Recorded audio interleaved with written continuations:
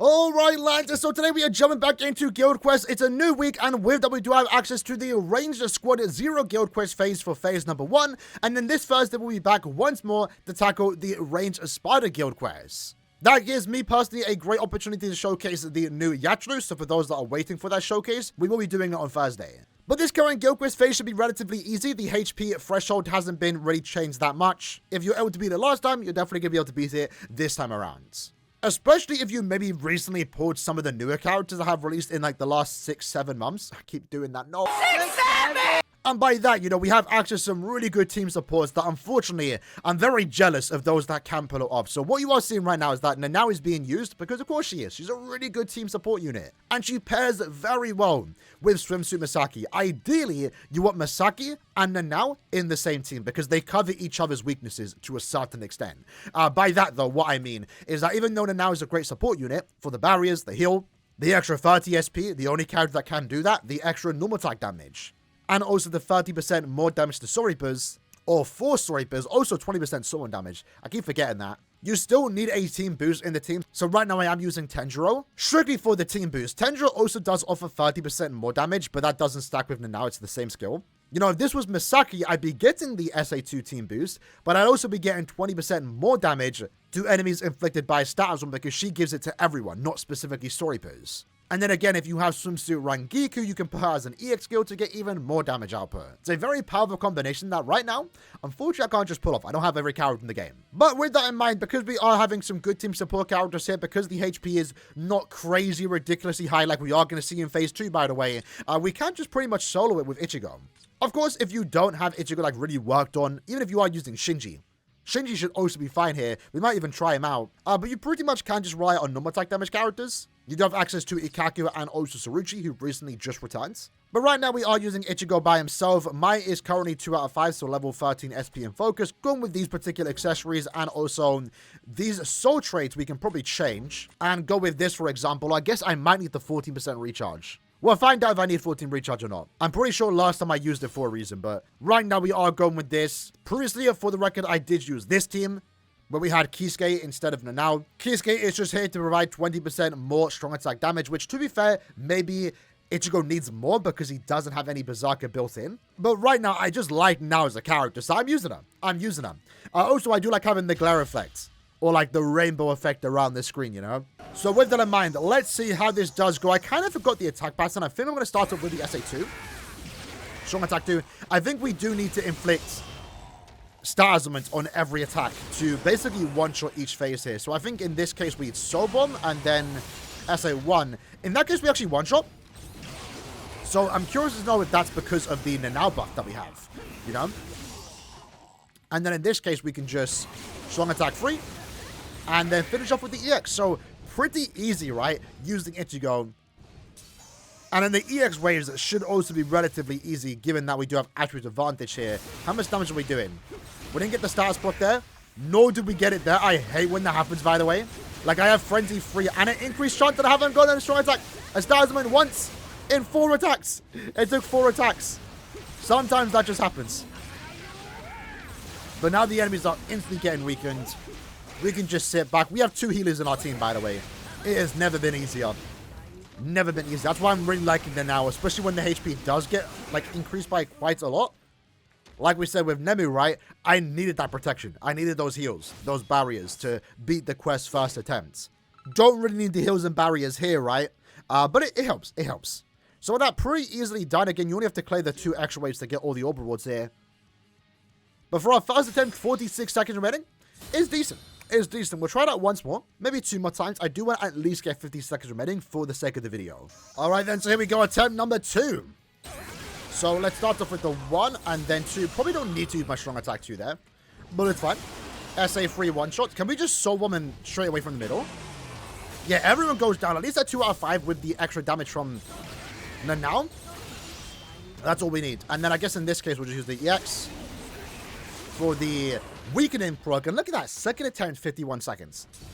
I miss, in a way, getting some really high scores, because you can't do that when the HP is, like, super buffed.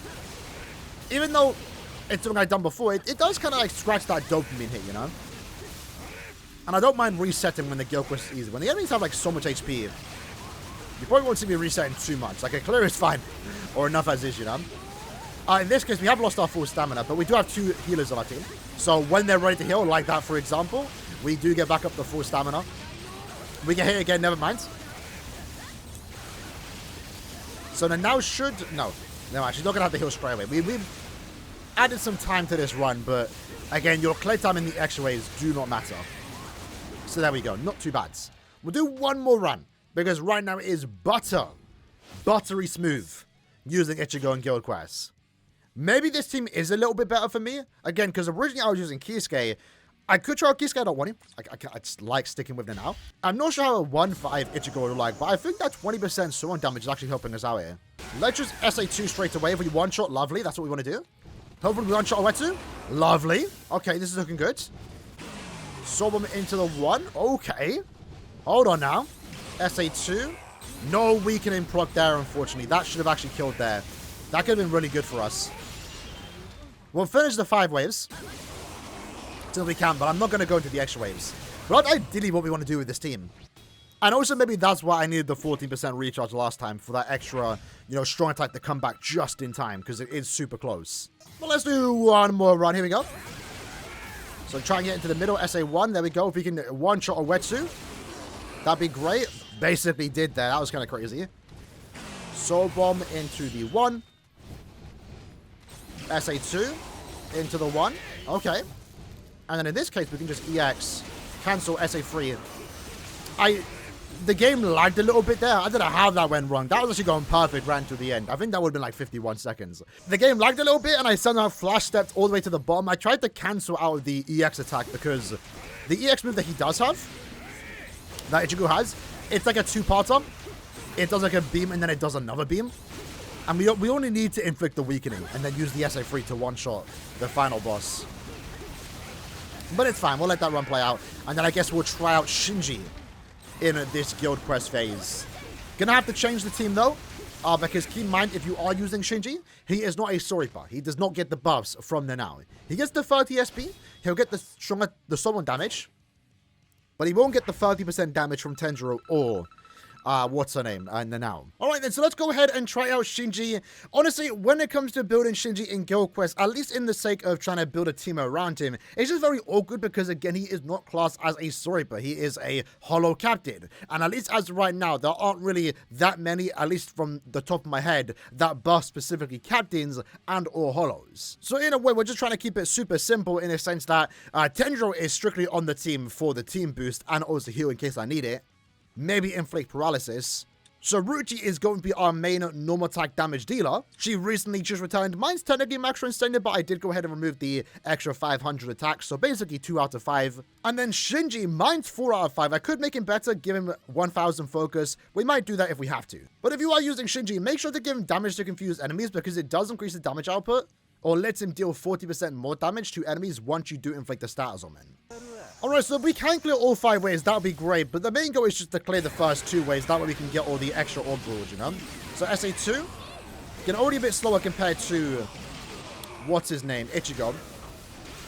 Right now, my biggest problem that we are doing is just not grouping everyone together.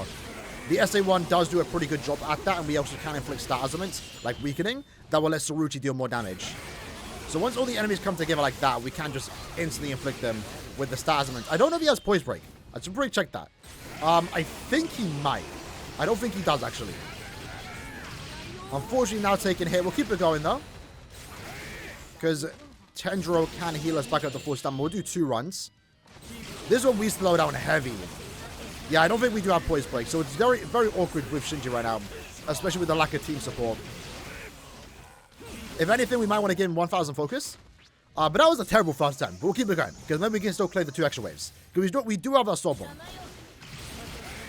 So we just want to inflict weakening and let Saruchi do all the work. Again, you also can't really do Saruchi and also Ikaku. But if you have Ikaku, especially duped out because he is premium, you might want to do that. Because he does get buffed by, what's the name, Tenjiro.